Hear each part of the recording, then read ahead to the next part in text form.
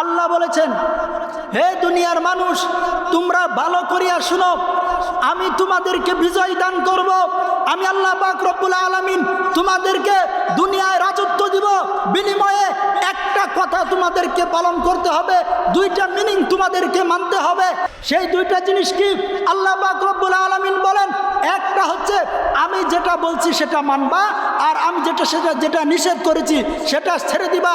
এই দুইটা কথা যদি দুনিয়ার জমিনে মানতে পারো, আমি আল্লাহ পাক রব্বুল আলামিন এই দুনিয়ার জমিনে তোমাদেরকে সমস্ত মানুষের উপর বিজয় দান করব। কথা বলেন ঠিক কিনা? আজকে মুসলমানদের অধঃপতন কেন? মুসলমানরা মার খায় কেন? মুসলমানদের সর্ব জায়গায় নিষ্পেষিত, নিপীড়িত তারা কেন আজকে কাফেরদের পায়ের সাথে ভুলণ্ডিত হচ্ছে? কারণ আল্লাহ পাক রব্বুল আলামিন যেমনে বলেছেন আমরা মুসলমানরা সামনে চলি না।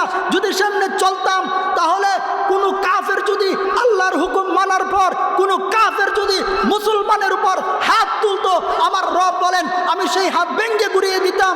আমরা যদি রবের ইবাদত করতাম, আর যদি কোনো কাফের বেদিন মুসলমানের উপর চোখ তুলতো, আল্লাহ পাক রব্বুল আলামিন বলেন তোমরা যদি আমার কথা মানো, এরপর যদি কোনো কাফের, কোনো মুরতাদ, কোনো নাস্তিক, কোনো ইসকন, কোনো হিন্দুত্ববাদী তোমাদের উপর চোখ দেয়, আমি রব সেই চোখ ভেঙে গুড়িয়ে দিব। কথা বলেন ঠিক কিনা?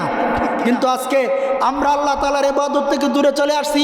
রসুল যেভাবে বলছেন, রসুলের আদর্শ ছেড়ে দিয়েছি, আল্লাহর হুকুম ছেড়ে দিয়েছি বলেই আজকে আমাদের উপর নির্যাতন হয়। ইসলাম আজকে ভুলণ্ডিত, ইসলামকে অপমান করা হয়, রসুলকে গালি দেওয়া হয়, আমরা কিছুই করতে পারি না। এর কারণ হচ্ছে আমরা দিন থেকে সরে আসছি, রসুলের সুন্নাহ থেকে সরে আসছি। রসুলের সুন্নাহ যদি আমাদের জীবনে গেঁথে নিতে পারতাম, আল্লাহর হুকুম যদি মানতে পারতাম, ইসলামের উপর যদি কোনো নাস্তিক, মুরতাদ, কোনো কাফের চোখ দিত, আল্লাহ পাক সেই কাফের চোখকে তুলে দিতেন। কথা বলেন ঠিক কিনা?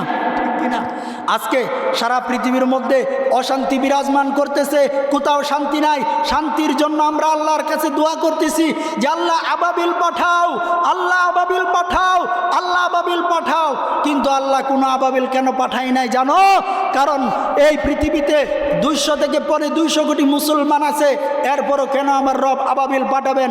আল্লাহ তো বলেই দিয়েছেন তোমরা ইহুদি খ্রিস্টানদের কালচার ছেড়ে দাও, ইহুদি খ্রিস্টানদের পথ ছেড়ে দাও। আমি রব যেভাবে বলতে চলেছি সেভাবে যদি চলতে পারো, আমি রব তোমাদেরকে এমনভাবে হেফাজত করব যেমনভাবে হেফাজত করেছিলাম বদরের 313 সাহাবীকে। কথা বলেন ঠিক কিনা? আমরা যদি সেই 313 সাহাবী আল্লাহ রসুল সাল্লাল্লাহু আলাইহি সাল্লামের আদর্শ গলায় মালা লাগিয়েছিলেন, আল্লাহর হুকুম মেনেছিলেন, বিদায় তাদেরকে আল্লাহ হেফাজত করেছেন। আর আজকে আমরা 200 কোটি মুসলমান থাকার পরেও আল্লাহ পাক রব্বুল আলামিন আমাদেরকে কেন আল্লাহ পাক রব্বুল আলামিন বিজয়ী দেন না? এর কারণ হচ্ছে আমরা আল্লাহ তাআলার হুকুম থেকে দূরে সরে গিয়েছি। হে মুসলমান জাতি, তোমরা আল্লাহ তাআলার পথে চলে আসো, নবীর সুন্নত তরিকায় চলতে আরম্ভ করো। যদি তোমরা চলতে পারো, আল্লাহ ওয়াদা দিয়েছেন বিজয় মুসলমানের হবে, মুসলমানের বিজয় আল্লাহ দান করবেন। এই পৃথিবীর বুকে আবার কালিমার পতাকা উড়বে, আবার কালিমার পতাকা উড়বে, আবার কালিমার পতাকা উড়বে। কথা বলেন ঠিক কিনা? আজকে আমরা চিল্লাইতেছি শান্তির আশায়, কিয়ামত পর্যন্ত গণতন্ত্র দিয়া চিল্লাইলে এই জমিনের মধ্যে ইসলামী হুকুমত কায়েম হবে না। এই জমিনের মধ্যে আজকে রামিসার মতো 6-7 বছরের বাচ্চা ধর্ষণ হয়, বিচার হয় না। বিচার কিয়ামত পর্যন্ত গণতন্ত্র দিয়া যদি কিয়ামত পর্যন্ত দেশ পরিচালনা করা হয়, সেই গণতন্ত্র দিয়া রামিসা কেন, তোমার বোন, তোমার মা বোনের যদি ইজ্জত যায়, কোনোদিন বিচার আসবে না, কোনোদিন বিচার আসবে না, কোনোদিন বিচার আসবে না। কথা বলেন ঠিক কিনা?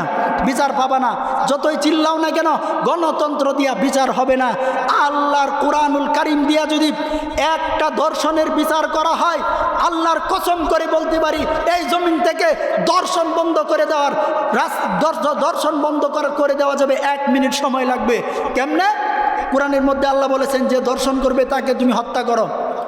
আজকে যদি রামিসার সেই দর্শনকারীকে যদি হাজার হাজার মানুষের সামনে, হাজার হাজার মিডিয়ার সামনে, বাইতুল মুকাররমের মাঝখানে যদি তাকে পাথর মেরে ফেলা হয়, আর এটা যদি মিডিয়ার মাধ্যমে আল্লাহ পাক রব্বুল আলামিন যেভাবে কোরআন দিয়া বিচার করতে বলেছেন সেভাবে যদি আমরা বিচার করতে পারি, এই বাংলার জমিনে দর্শন বন্ধ হইতে 1 মিনিট সময় লাগবে। কথা বলেন ঠিক কিনা?